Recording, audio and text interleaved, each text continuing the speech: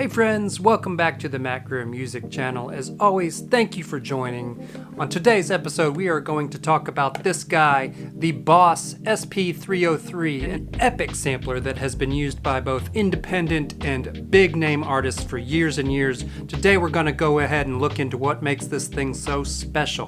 But before we do that, I'm going to talk about this video's sponsor, DistroKid. DistroKid is an online music publishing and distribution platform aimed at independent artists or mainstream artists alike. It is the easiest way for musicians to get music into Spotify, iTunes, Amazon, Tidal, TikTok, YouTube, and more. Pretty much any music online platform that I've found, I've been able to publish my music to through DistroKid.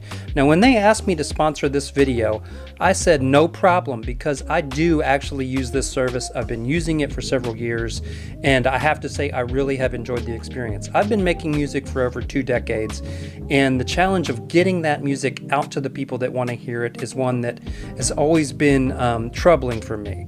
I go all the way back to CD days, and I have to say this is probably the easiest, most cost-effective way that I've been able to find to get my music out to all those platforms quickly and easily.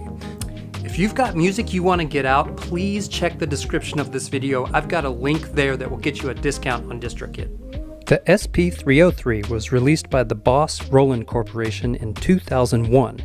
As an obvious successor to the SP202, the button layout and design are similar yet expanded. The SP303 utilizes smart media cards for storage, and as such, the processes are slow. The back panel features stereo in and out as well as MIDI input. Power is supplied by a standard 9-volt center negative DC wall wart. Notable users of the 303 include Madlib, Fortet, and J Dilla. Let's take a look at some features. Alright, so I'll start by showing you some of the physical differences between the 303 and its predecessor, the SP202. As you can see, the layout is more or less the same between them both. This one just added to the same design, just giving it more functionality. For one, it's got 3 control knobs for your effects, and it also has a pattern sequencer. That was a huge addition to the 303. I'm not going to go over the sequencer today because some of the other SPs in the series have sequencers that are kind of unique. I want to focus on those to show what's different about them, but we will get into pattern sequencers later in this video series, so don't worry about that. Obviously a huge difference. This only has 6 dedicated effects. This had those 6 dedicated effects buttons, but then in addition to that, it had these 21 effects that you could change. Well, actually, I guess it's 5 dedicated effects buttons, and then this one lets you choose one of 21 other effects. Other than that, it's kind of the same, but I'll show you some of the things that make this device unique out of the group, and some of the things that people find this one sought after for. So first, let's start by sampling. If you don't know, you can hit cancel and record and set the level threshold for sampling. I set it to 1. Basically, that means I can start sampling and it will not kick that process off until it hears incoming audio. So that's what I've done. You can see it takes a second to process certain things. Again, that's that smart media card. It's a little bit slow, but let's go ahead. I've got this loop, this pattern going on my Electron model cycles here. I'm just going to sample that into here so we can show you some of the effects and things.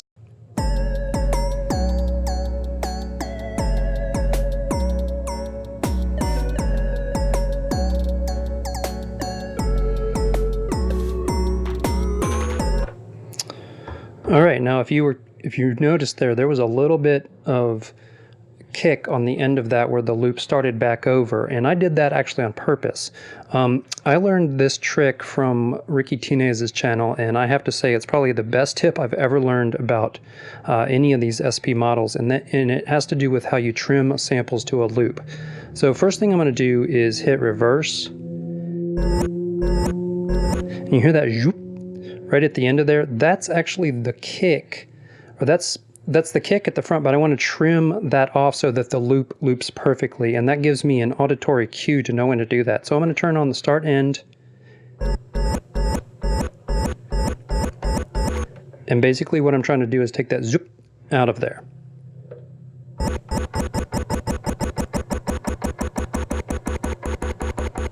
Almost there, maybe.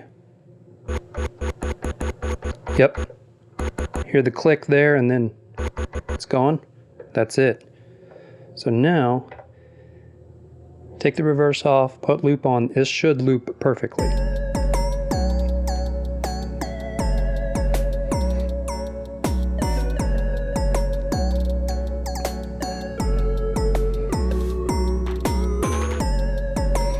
Perfect. Yeah, again, Ricky, if you're watching, thank you so much for this, because that is the most useful tip. I use it all the time. It never fails. All right, so now I have a perfect loop, so it's not going to annoy us hearing some off loop every single time. But let's look into some of the things that make this one different. In particular, people love the vinyl sim on this anyway.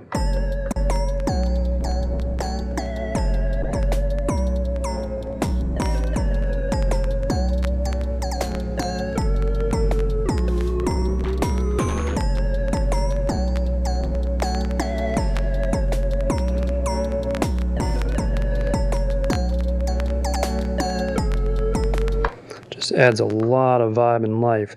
Now, one of the other major ones that people love about this one, some people consider it to be the best, is the compressor. So let me show you what the compressor sounds like.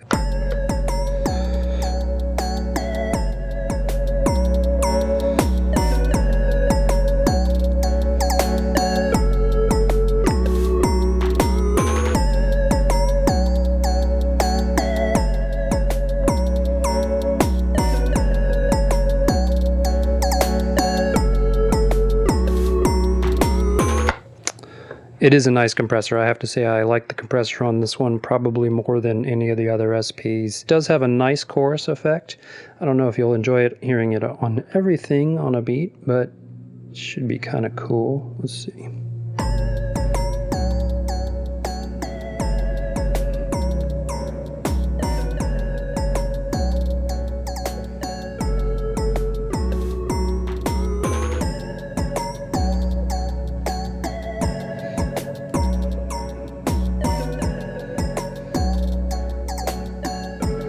That's actually pretty cool. It's almost like a ring mod when it's turned up that fast. Let's see. It's got a lo-fi button. Those are sometimes kind of fun. Let's hear lo-fi.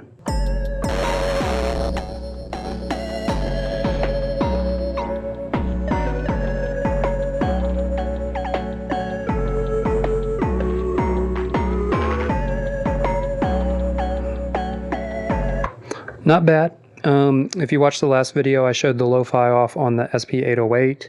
I actually prefer the lo-fi on that device to this one, but the difference many times is very subtle. You have to be a real head for these kind of things probably to pick up on it. Other than that, that is about it. So essentially, it's more or less like an SP-202 with the pattern sequencer added. That's the biggest update, and then a bunch more effects.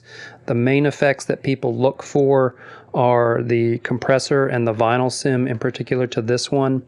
That seems to be the uniqueness of this device's sonic character that people go after. Personally, I don't know if it's my favorite SP. I kind of like, if we're talking about this series, I think the 202 probably actually has a little more unique character to it. But the SP404, I have the SP404SX, I think is the best all-arounder in this kind of design. But you may have your own opinion. Please let me know what you think is your favorite in the comments, or something you might want to see on the next video, which is going to be the SP505, which is going to be a pretty major departure from this device to that. So we'll get into that next time. As always, thanks for watching, you guys, and I will see you again.